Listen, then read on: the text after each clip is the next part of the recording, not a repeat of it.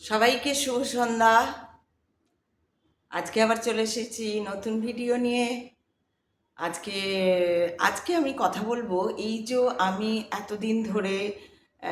কৃষ্ণ লালার যে কথা পড়লাম, পৌরাণিক যে কথা, সেই কথা থেকে যে পড়লাম, মানে বললাম, সরি পড়লাম না, আমি যে কথাগুলো গল্পগুলো বললাম, এই গল্পগুলো প্রত্যেকটা গল্পের মধ্যেই আমি যতটা পেরেছি কিছু না কিছু মেসেজ দিতে চেষ্টা করেছি, রাখতে চেষ্টা করেছি। তার কারণ হচ্ছে যে আমরা স্বয়ং যে বেদ বলুন, স্বয়ং বেদ না, বেদ আর কি, বেদ বা উপনিষদ, এইখানে বলা হচ্ছে যে বা স্বয়ং যে পরমাত্মা ঈশ্বর, যে কৃষ্ণের কথাই আমরা কথা পড়ছি, বা আমরা যদি শিব পুরাণেরও কথা বলি, বিষ্ণু পুরাণের কথা বলি, সেইখানে এই সমস্ত কথার মধ্যে থাকছে যে এই যে ঈশ্বর চিন্তা, ঈশ্বর চেতনা, আধ্যাত্মিক চেতনা, জাগ্রত করা নিজেকে, যা বিবেকানন্দ বলে গেছেন যে নিজেকে জাগ্রত করো, সতর্ক থাকো। অর্থাৎ কি, যে আমরা আমরা তো মানে কি বলবো, জেগে জেগে থাকা, জাগা আর কি, জাগ্রত করা মানে জাগা। আমরা মানে সোকল্ড জেগে আছি, কিন্তু আমরা ঘুমিয়ে থাকি। তো সঠিকভাবে দেখা জিনিসগুলোকে, এইগুলোই আমরা জানতে পারছি। এবং আমরা সেই কাজ শুধু জানতে পারাই নয়, আমি জেনে গেলাম, যেমন আমরা সবাই তো জানি, আর আমরা সবাই, অর্থাৎ পুরো মানুষ বৃন্দ, মানুষ জাতি যা জানে, সব একই কথা জানে, সবাই জানে যে ঈশ্বরই সব। কেউ এবারে সেটাকে প্রমাণ দেখতে পায় না, কেউ মানে না সেটা, কিন্তু ওই মানে নার জায়গাও আগে মানে আর কি, কোথাও না কোথাও তো সে আজ মানে না, বয়সের যে একটা সময় থাকে, যে একটু কম বয়সে আমি তো বারবার বলি যে আমি তো এসব কিছু মানতাম না, কারণ সেই সময় ছিল, কিছু জানতামও না, তেমনি মানতাম না। মানলাম কখন, যখন জানতে শুরু করলাম, যখন সত্যি কথা বলতে জীবনে যদি জীবনটা যদি খুব স্মুথ বেরিয়ে যায় না, এই ছোট থেকে সুন্দরভাবে বড় হয়ে গেলাম, কোনো বাধাই পড়লো না, তো তখন বাধা না পড়লে আমরা শিখতেই পারি না। আপনারাও যদি দেখেন যে যারা জীবনে বাধাপ্রাপ্ত হয়নি কোনো রকমভাবে,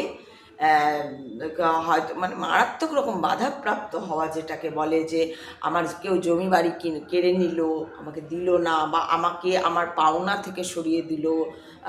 এরকম তো হয়। তো পাওনা থেকে সরিয়ে দেওয়া, এই যে এই জিনিসগুলো হচ্ছে টাইপ অফ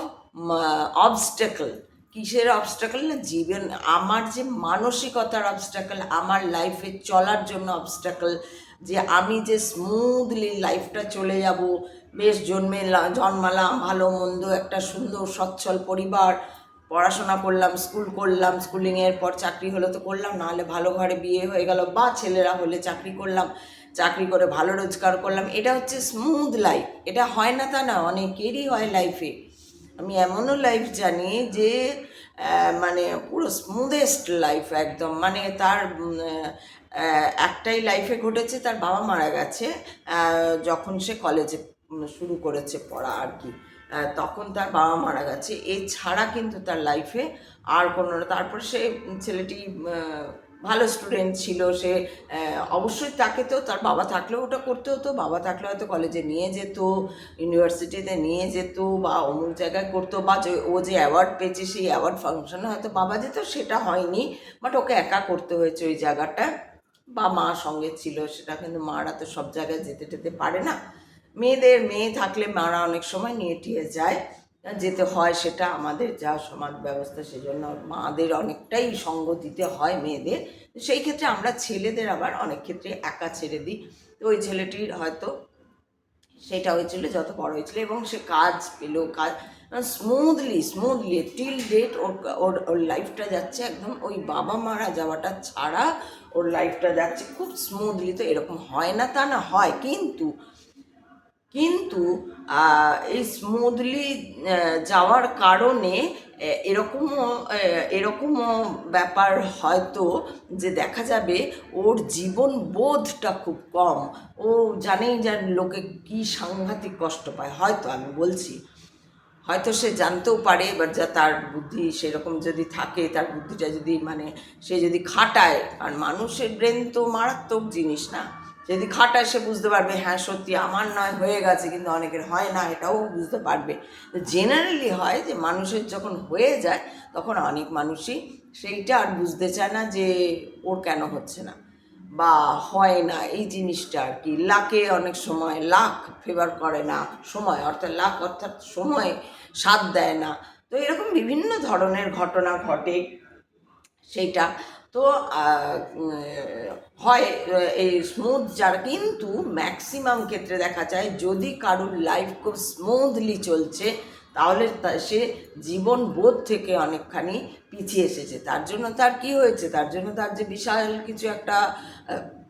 হয়ে যায়, বা হয়তো হয় আমরা জানি না, আমরা কি সবাইকে জেনে বসে আছি? অনেকেরই লাইফ আমি দেখেছি যে খুব স্মুথলি গেছে, কিন্তু শেষের দিকে যখন কষ্টটা পাচ্ছে, কোনো একটা সেটা শারীরিক কষ্ট হতে পারে, সেটা কোনো অর্থে মানসিক কষ্ট হতে পারে, হয়তো তাকে আর কেউ পাতায়, একদম হেড অফ দ্য ফ্যামিলি ছিল, তারপরে যখন তার হয়তো বয়স হয়ে গেছে বা আর কেউ তাকে পাত্তা দেয় না, এটাও এইখানে দাঁড়িয়েও একটা কষ্ট বা একটা বোধ জাগে, কষ্ট থেকেই বোধ জাগে। যার জন্য দেখবেন ম্যাক্সিমাম কবি যারা হয় ম্যাক্সিমাম ক্ষেত্রে খুব ভালো কবিতা বেরোয় যখন কেউ তার লাইফে কোথাও একটা গিয়ে ধাক্কা খায়, তখনই তার লাইফে সব থেকে ভালো বেস্ট কবিতা বা গল্প বা ক্রিয়েটিভ যে থিংসগুলো, সেগুলো মানে একদম প্রস্ফুটিত হয়ে ওঠে, প্রকাশ পায় সেগুলো যখন সে, বিশেষ করে যখন সে, এমনি তো ক্রিয়েটিভিটি যার থাকবে সেই ইয়ে করবে, মানে ইঞ্জিনিয়ার কিছু একটা বানিয়েছে, সে কি কষ্ট পেবেন, হতেও পারে। আমার ছেলে যেমন একবার একটা রেডিও বানিয়ে ফেলেছিল, কি না রেডিও ছিল না, টিভি ছিল না, এই ছিল না, কোথাও শুনতে পেতো না, নিজেই ব্যবস্থা করে একটা পুরনো কিছু ওই থেকে তার নিয়ে হ্যান নিয়ে করে বানিয়ে ফেলেছিল। এবার সে ওই লাইনে থাকেনি, ওই পথে থাকেনি, সেই জন্য হয়তো, কিন্তু ওইটাই হচ্ছে যে ও তো বানাতে পেরেছিল একটা রেডিও। এবং এইভাবেই মানুষ বানায় যে কোথাও যখন আমার ইয়েটা পাচ্ছি না, অথচ আমাকে করতে হবে কিছু, আমার ইচ্ছা ওইটা করার, ওটা বানানোর, ওটা কি বলবো, একটা ক্রিয়েটিভ জিনিসটা মানুষকে খুব টানে, মানুষকে খুব কি বলবো, একটা চাহিদা তৈরি করে যে আমি আঁকবো, হয়তো আমার ইজেল নেই, আমার সেই পরপর আমার যে পেন্সিল দরকার সেই পেন্সিলগুলো নেই, আমার সেই রকম ইরেজার নেই, সাধারণ পেন্সিল ইরেজার দিয়ে তো যারা আঁকিয়ে তারা আঁকে না, তাদের যেগুলো দরকার এবি3, এবি3+, হ্যান ত্যান, এই A+B+, যে পেন্সিল দরকার সেইগুলো কেনার হয়তো পয়সা নেই বা ওরকম নেই তো ওরকম, কিন্তু তখন কি করে, সাধারণ পেন্সিল থেকে শুরু করে, সাধারণ রাবার দিয়ে শুরু করে, সাধারণ খাতা থেকে শুরু করে,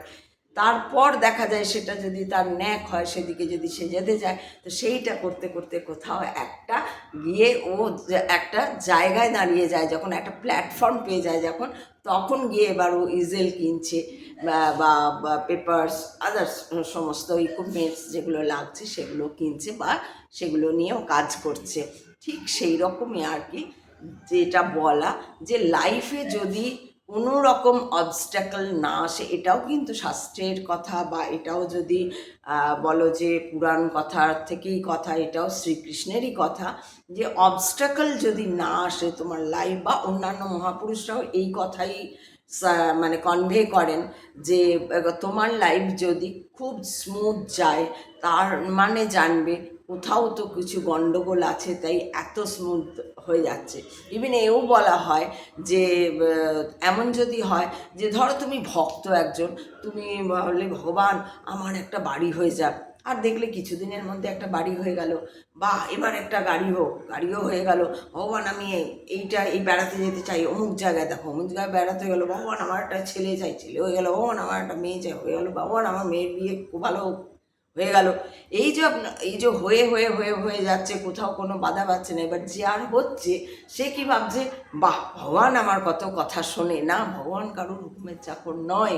যে ভগবান ওরকমভাবে কারুর কথা শুনছে বা পরপর পরপর হইয়ে দিচ্ছে। এই যে পরপর পরপর যদি কাজগুলো হয়ে যায়, তাহলেও জানতে হবে স্বয়ং ভগবানই বলছে ঠিক আছে তুই ওই নিয়েই থাকবি, তুই তো তোর এই দরকার, তুই এই নিয়েই থাক। মানে তাকে হয় না সেই খুব অবহেলা আর কি, অবহেলা মিনস ওই রকম তো ভগবান কাউকে অবহেলা করেন না, কিন্তু তার উপর অত কেয়ারিংটা নেই, তার উপর কেয়ারিংটা নেই। এইটা বলা হয়, এটা আমার কথা না, এটা বলা হয় যে যারা হচ্ছে খুব স্মুথলি এক তো যায়, যারা লাইফের কোনো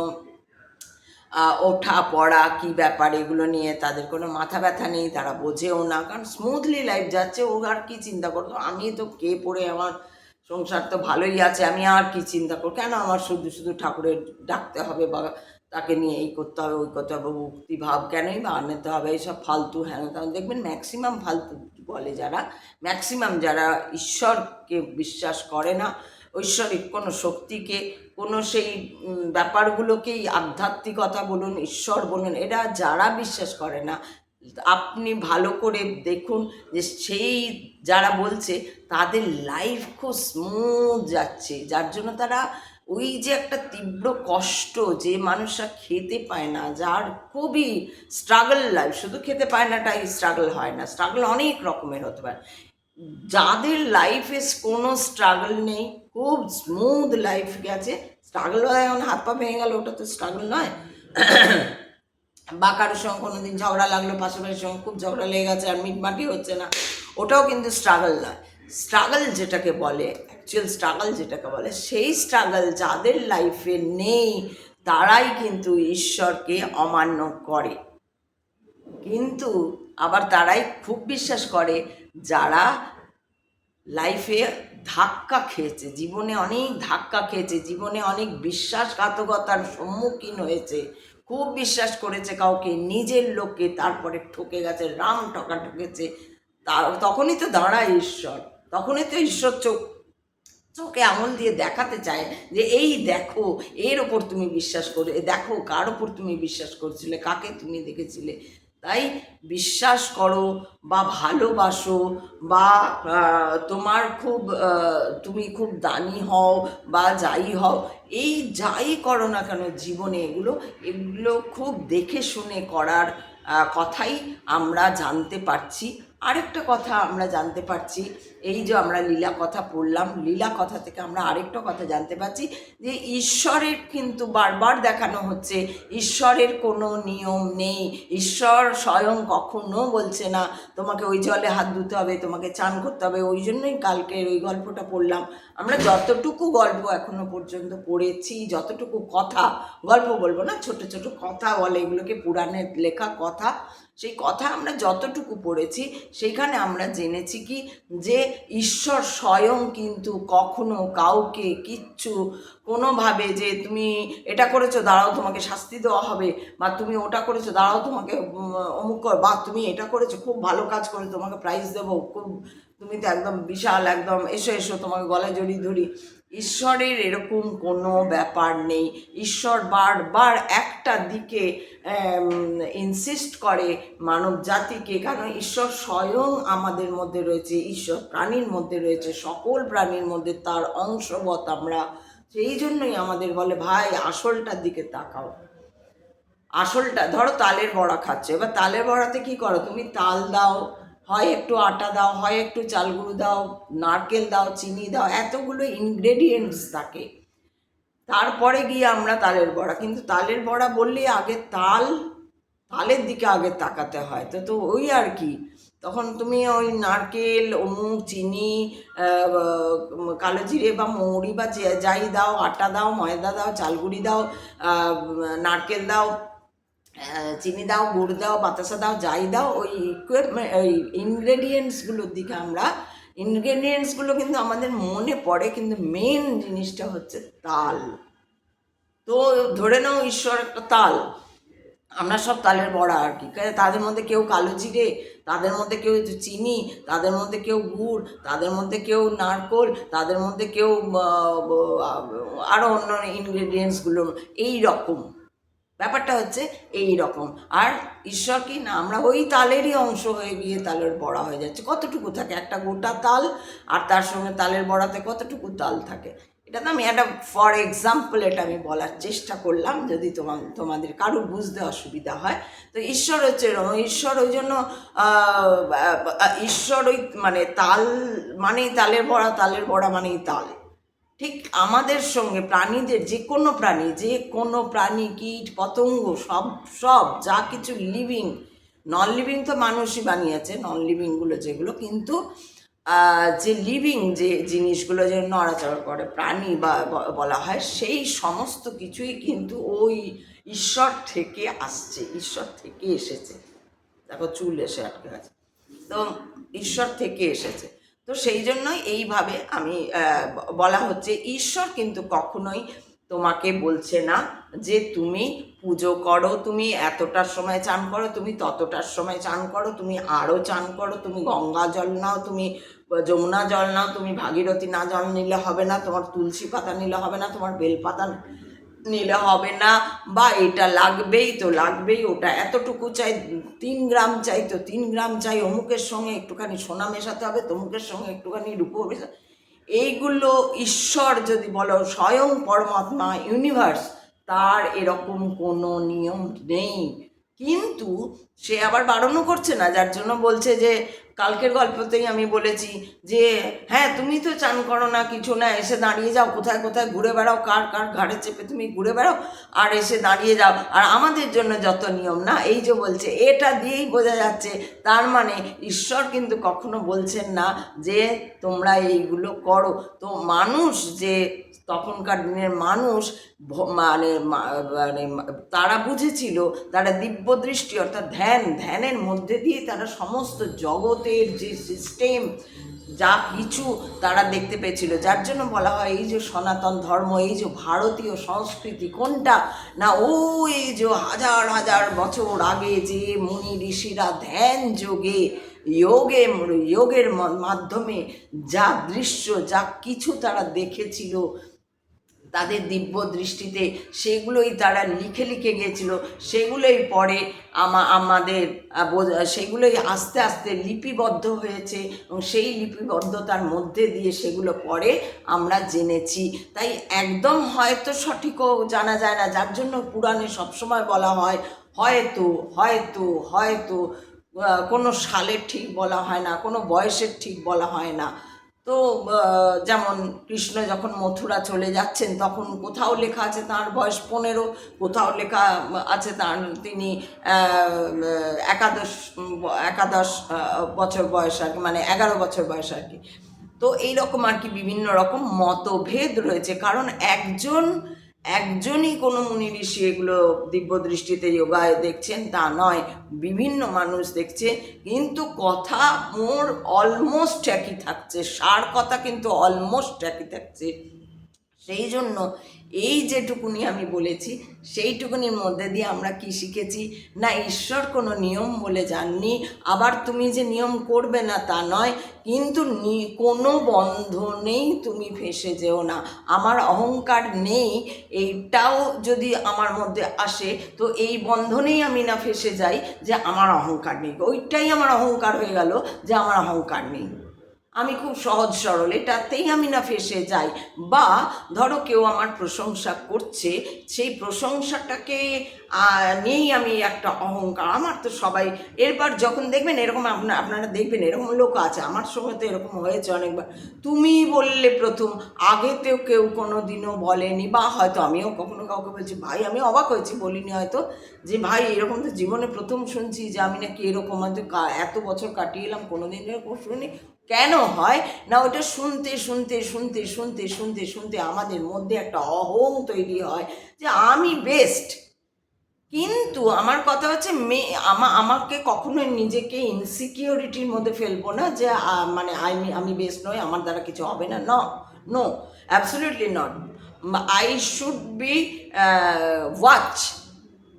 কোথায় না, আমি কি সত্যি অ্যাজ ইট ইজ দেখছি, আমি কি সত্যি সহজ সরল, আমি কি সত্যি আমার অহংকার থাকছে না, অহংকার চলে যাচ্ছে। এটা কখন বুঝতে পারবেন? যখন আপনাকে কেউ গালি দেবে, যখন আপনাকে কেউ অপমান, শুধু গালি দিলে হয় না, একটা হচ্ছে ডাইরেক্ট গালি দেওয়া, একটা ইনডাইরেক্ট গালি দেওয়া। একদিন খুব কথা বলছিল, তারপর হঠাৎই আর কথা বলছে না, এটাও টাইপ অফ অপমান, ইনসাল্ট। আবার একদিন খুব ডেকে খাইয়েছিল, আবার আজকে হয়তো সবাইকে ডেকেছে, আপনাকে ডাকেনি, দ্যাট ইজ অলসো ইনসাল্ট। তারপরে এরকম ধরনের ইনসাল্ট বা অপমান অনেক ধরনের। এই অপমানকে যেদিন আপনি জিততে পারবেন, যে আপনার আর সত্যি করে গায়ে লাগবে না, মুখে বলতে হবে না, কিছু মুখে বলতে হয় না, সত্যি করে যেদিন হবে যে গায়ে লাগছে না, আমি এইভাবে দেখি। এবার আপনারাও দেখবেন, আপনারাও যদি এভাবে দেখেন, আপনাদেরও যদি এরকমভাবে কোনো পরিস্থিতি দাঁড়ায় যে সত্যি নিজেকে যাচাই করি যে আমার মধ্যে কতটা অহং আছে, অহং ছাড়া হতে পারি না আমরা। আমি যেমন আমার মধ্যে একটা অহং আছে, এখনো আছে, আমি এটা এখনো ভাঙতে পারিনি, যে আমি আমি ঈশ্বরের সান্নিধ্য পেয়েছি। যেভাবেই পাই আমি ঈশ্বরের সান্নিধ্য পেয়েছি। আমি দেখেছি ওটা কোথাও আমাকে একটা খুব মানে খুব একটা একটা বলতে পারি না, তো ওকে বলা যায় না, বা বলা তো যাই না কাউকে গোটা কথা, একদম সম্পূর্ণ কথা বলা যায় না, বলা উচিতও না, শুধু এইটুকুনই বলা। কিন্তু একটা সময় ছিল যখন আমি বিশ্বাস করাতে চাইতাম যে হ্যাঁ এ তো পাত্তাই দিচ্ছে না, আমি স্বয়ং দেখেছি তো পাত্তাই দিচ্ছে না, বলছি কেমন একটা মুখটা হাসছে, খুব রাগ হতো। তো ওই যে রাগটা হচ্ছে, ওটাই হচ্ছে আমার অহং, যে আমি দেখেছি বলে আমার খুব অহংকার। ব্যাপারটা নয়, যত ধোঁয়া যদি না থাকে, যত তুমি সহজ সরল হবে, তোমার মধ্যে ভাব যদি বেশি থাকে, সহজ সরল মিন্স সহজ সরল, as it is, as it is, যে কোনো জিনিসকে অ্যাজ ইট ইজ, মানে তোমার কারোর উপর রাগকে আসতে দাও, রাগকে কখনো আটকে থাকো না, আমি ভালো, এই যে এইটা করা, প্রিটেন্ড, কোনো রকম প্রিটেন্ডিং অ্যাটিটিউড থাকবে না নিজের মধ্যে, যে আমি এটা প্রিটেন্ড করছি, আমি জানার ভান করছি, আমি জানি না কিছুই। আমারও জানো তো, আমিও একসময় হ্যাঁ দুঃখ করে অবশ্য আমিও হতাশ হই, আমারও খুব আফসোস লাগে যে একদিন কার্গিলে যাওয়ার অফার এসেছিল, অথচ যেতে পারলাম না। আজকে যখন ইয়াশিকা তাকিকে দেখি যে অমুক, তো কিন্তু তখন ওই নিজেকে সান্ত্বনা দিই যে ইয়াশিকা তাকি তো আর আমার মতন অবস্থা হয়নি, ওর সাপোর্টিভ কেউ না কেউ তো ছিল, মেবি ওকে বাচ্চা নিয়েই যেতে, একজন পেটে একজন পিঠে নিয়ে, ওকে বাচ্চা নিয়েই যুদ্ধ করতে হয়েছিল, কিন্তু তবু কিছু না কিছু একটা সাপোর্টিভ ব্যাপার ছিল। আর আমার কেউ ছিল না যে ওইটুকুনিও সাপোর্টিভ, আচ্ছা তুমি যাও, কিছু হলে তো আমি আছি, বা চিন্তা করো না, এটা বলারও কেউ ছিল না। তো হোয়াট এভার, আমি বলছি না তার মানে যে ওনার স্ট্রাগল নয়, অবশ্যই ওনাকে দেখে তো আমি আরও ইন্সপায়ার হই, তখনই তো আমার মনে হয়েছে আমি তো অনেক পরে ওনাকে দেখছি, তখন তো আমি চিনতাম না, যখন আমাকে যেতে যাও, আমার যা বয়স, আমার মনে হয় ওনারও একই, অলমোস্ট একটু আধটু 1-2 বছর হলেও একই বয়সের মধ্যে হবে, কারণ যে সময় যে রকম 99-এ ওনার যে বয়স ছিল, বা আমার যা বয়স ছিল, বা আমার ছোট, ওনার দুটো বাচ্চা, আমার তখন একটাই খুবই ছোট, এরকম। তো যাই হোক, এই যে এইগুলো আফসোস হয় না তা নয়, আফসোস হয়, কিন্তু সেই আফসোসটাকে যদি আমি নিজের মধ্যে পুঁতে দিই, তাহলে সেইখান থেকে কী হবে না, আমার একটা হিংসা ভাব চলে আসবে অন্য কারোর প্রতি, যে হয়তো আজকের ডেটে আমারই বয়সী হয়ে অনেক ভালো, হয়তো তার ঘর সংসার চালাচ্ছে, সংসার করছে, খুব ভালোভাবে স্মুথলি সে চলছে, তাকে দেখে আমার হয়তো আমিও তো পারতাম, এইটা যাতে এই যে হিংসাটা আসা তো উচিত নয়। তো সেইটাই হচ্ছে মেন ইগো। তা ইগো আমরা ভাবি কি যে ইগো তো আমাদের নেই, আমাদের একদম ইগো নেই, এবং আমি বারবার এই কথাটা বোঝানোর চেষ্টা করি, এত কথা পড়েছি, শুনেছি, এবং সেই সব জায়গায় একটাই কথা বলছে যে তোমাকে ইগোলেস হতে হবে। ইগোলেস মিনস ওই যে এখানেও আমি যাদের কথা শুনি, যে গুরুদেবদের কথা শুনি তাদেরকে আমি বলি দেখি ওনারা বলেন যে যখন লোকে অপমান করবে, এটা এই জন্য আমি ওনাদের কথাই রিপিট করছি, যখন তোমাকে কেউ অপমান করবে সেই অপমানের রিয়াকশান, সেই অপমানের জন্য তুমি কি করছো এইটা যেদিন তুমি দেখে নেবে যে তুমি কত তাড়াতাড়ি রিয়াকশান দিয়েছো, কীভাবে রিয়াকশান দিয়েছো, ও যেভাবে অপমান করেছে, বা তোমার ভেতরে হয়তো তুমি যদি ইন্ট্রোভার্ট হও, তুমি হয়তো বলতে পারবে না দাঁড়াও তোমাকে দেখাচ্ছি, সেটা তো বলতে পারবে না, তোমার ভেতরে হয়তো একদিন আসুক সময় ভগবান সেদিন যেন একে দেখে নিতে পারি, এটাও তোমার ইগো, বা এটাও বলা উচিত না। যে হ্যাঁ অবশ্যই সেইখানে আমি অবশ্যই কোনো একটা প্রতিবাদ করব, প্রতিবাদ করতে কোথাও বারণ করা হয়নি যে না ভাই তুমি প্রতিবাদ করো না, তুমি প্রতিবাদ করার জন্যই তো অর্জুনকে এত কিছু বোঝানো, অবশ্যই প্রতিবাদ করব, কিন্তু প্রথম দেখতে হবে যে আমার ইগোলেস না হলে তোমার ঈশ্বর কোনো দিন তোমার কাছে আসবে না। তুমি যতই যাই পুজো করে নাও, যতই তুমি তাকে ফল ভোগ, তুমি 56 ভোগ দাও, তুমি এত ভোগ দাও, তুমি রোজ ভোগ দাও, তুমি রোজ তার জন্য যদি ঈশ্বরের জন্য মাসে তুমি লাখ টাকাও খরচা করো তবু জানবে, আর লাখ টাকা খরচা করলে তো আরও ঈশ্বর নেই জানবে তোমার কাছে। তো ঈশ্বর কোনো টাকা দেখেন না, ঈশ্বর কোনো রকম তুমি বড় লোক না তুমি ধনী না তুমি ছোট চুল না তোমার বড় চুল না তোমার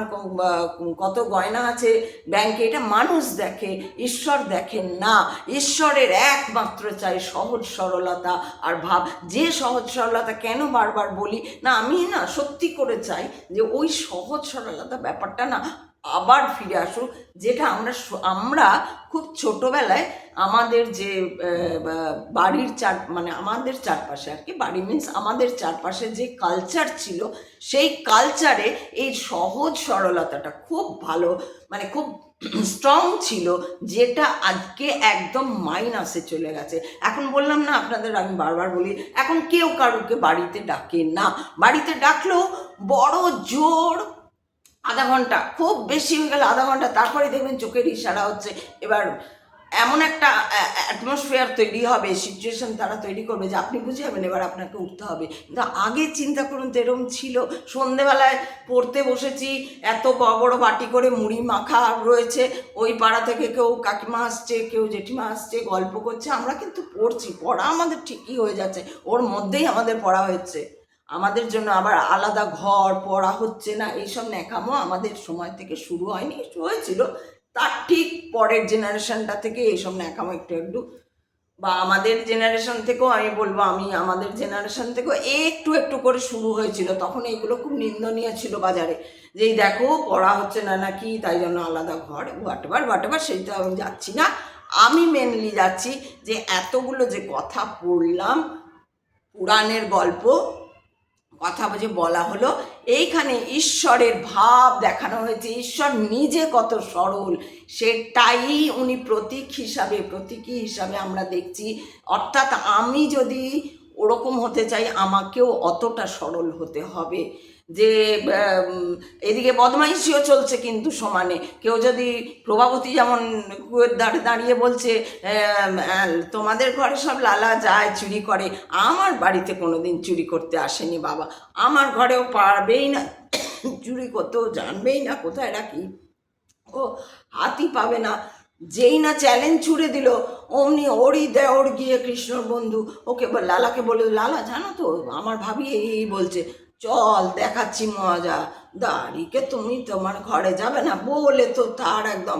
এমন অবস্থা করে দিল, ওর মাখন তো খেলোই,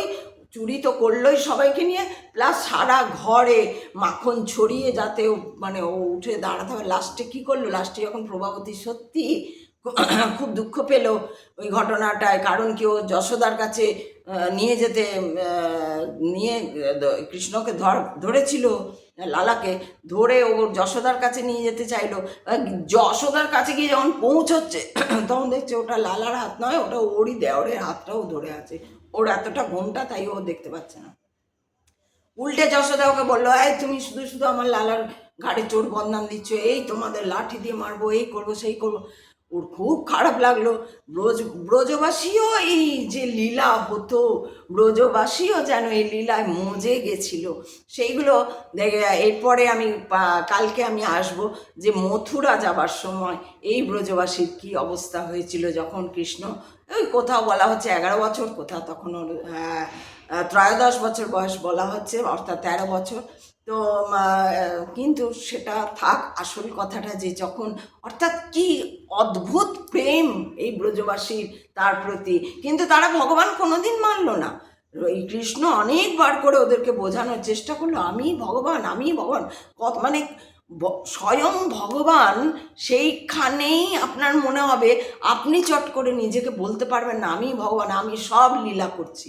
আপনি বলতে পারবেন না। আপনার কোথাও একটা বললেও যেন একটা গিল্টি বোধ হবে, এই রে বললাম, এই রে বললাম। কিন্তু কৃষ্ণ কত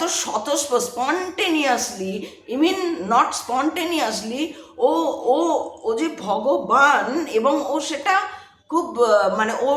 মানে বলছে আমি ভগবান, আরে আমি তো জয় জয়, আমি তো জয় জয়, আমাকে খাইয়ে দাও তাহলেই হয়ে যাবে, আমাকে দাও, আমাকে দাও, আর রান্না করতে হবে না, যা হয়েছে আমাকে দিয়ে দাও, আমি প্রসাদ করে দিই। আরেকটা জিনিস আমরা শিখলাম কি, এই খাওয়াই সব। আমি সোনা কিনতে গেলাম না, আজকে ওই ড্রেসটা কিনলাম, কালকে সেই ড্রেসটা কিনলাম, আর কালকে ওই গাড়িটা কিনলাম, আর কালকে সেইটা করলাম, আর এই আমি বারবার বলি, এইগুলোতে মজে থাকা মানেই হচ্ছে ঈশ্বর থেকে অনেক দূরে। গীতাতে এই ধরনের লোকদের রীতিমতো নরাধম বলা হয়েছে, নরের থেকেও অধম বলা হয়েছে। গীতাতে এর থেকেও বেশি গালিগালাজ করা হয়েছে,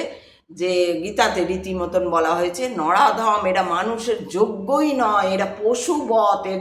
এরা মূলাধারে রয়ে গেছে, এদের এদের